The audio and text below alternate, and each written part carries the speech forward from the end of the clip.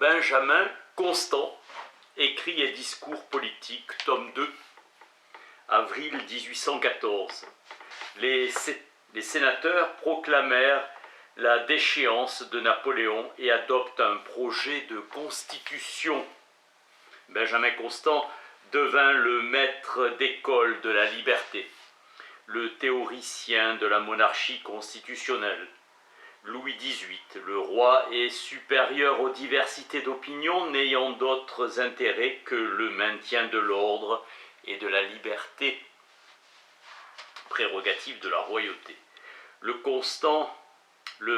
Benjamin Constant admirait l'Angleterre où les pouvoirs sont séparés, un pouvoir royal neutre, des ministres responsables, 2 chambres. Ces rouages constitutionnels sont des moyens en vue du gouvernement de la nation par elle-même. La justice doit être indépendante, les sentences des juges dictées par leur intime conviction. Les électeurs doivent être propriétaires pour leur indépendance. 1816-1820, restauration libérale. Une charte déclarait le roi inviolable et les ministres responsables. Despotisme des hommes proches de Bonaparte. Il préconisait que lorsque le peuple désire qu'une chose ne se fit pas, c'était précisément alors qu'il fallait la faire.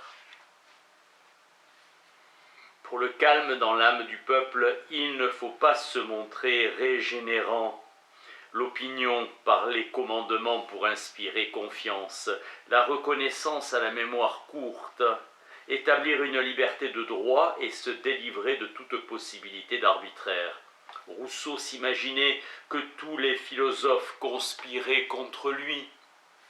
Les enfants aussi, même le chien danois qui le renversa. Benjamin Constant souhaite la liberté de la presse. 1820-1827, Restauration. La Convention avait aboli la traite des nègres et l'esclavage dans les colonies, la religion de l'État et le catholicisme. Chacun professe sa religion avec une égale liberté et obtient pour son culte une égale protection. Liberté. Les blessures faites à la fortune des peuples peuvent se cicatriser. Les blessures faites à l'humanité sont d'éternelles sources de malheur et de troubles. Le calme convient à la dignité. On doit l'obéissance au pouvoir.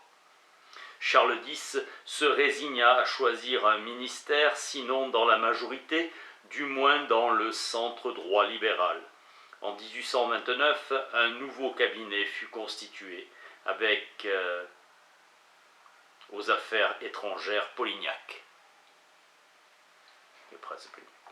À la fin de sa vie, Benjamin Constant était épuisé et contemplait avec étonnement sa vie. Une fosse est là qui attend l'homme, laborieux comme l'oisif, la gloire comme l'obscurité, et qui se referme sans s'inquiéter de ce qu'elle recouvre. À ses obsèques, un historien socialiste déclara « Pour accompagner au séjour suprême la dépouille mortelle d'un homme qui avait bien mérité du libéralisme, toute la ville fut debout. » Service protestant. Des étudiants voulurent l'amener au Panthéon, mais il faudra attendre pour le faire qu'une loi en préparation soit votée. Nous ne sommes que des hommes. Sauf son enterrement, il aura tout manqué. L'Académie française, le Panthéon et son livre de la religion sera peu lu et mal lu, et surtout sa vocation qui était de fonder en France un régime parlementaire. La cause étant son ralliement en 1815 à l'Empire.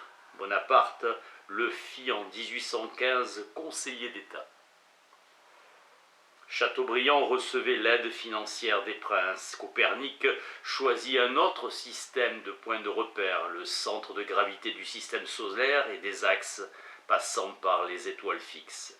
Ainsi, il est clair que la Terre tourne autour du Soleil. Pour les autres, cette proposition est vide de sens. Selon Spinoza, le Christ a communiqué avec Dieu d'esprit à esprit, à la différence de Moïse qui parlait avec Dieu face à face comme un homme avec son compagnon.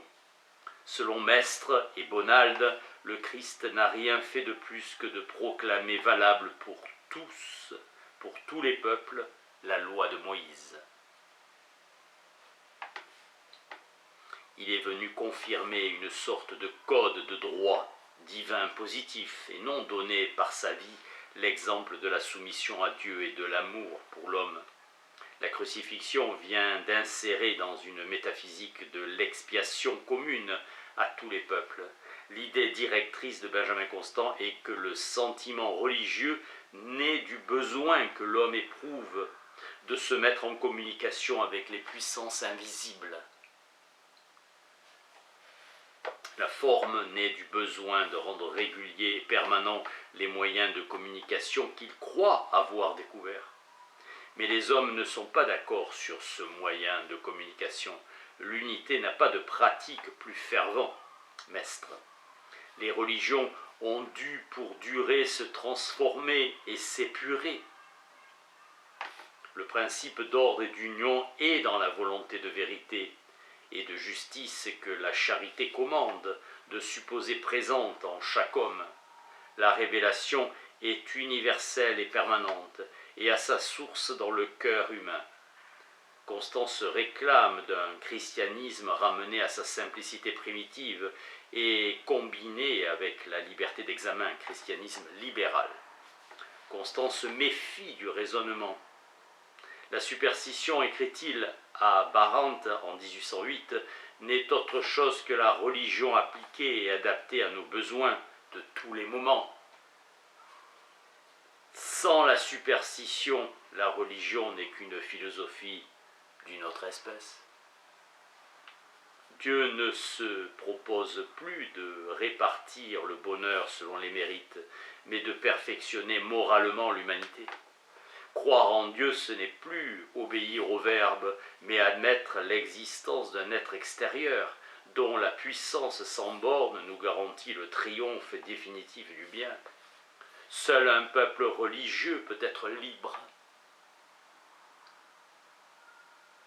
La liberté ne peut s'établir que par le désintéressement. Un peuple est libre parce qu'il croit en Dieu.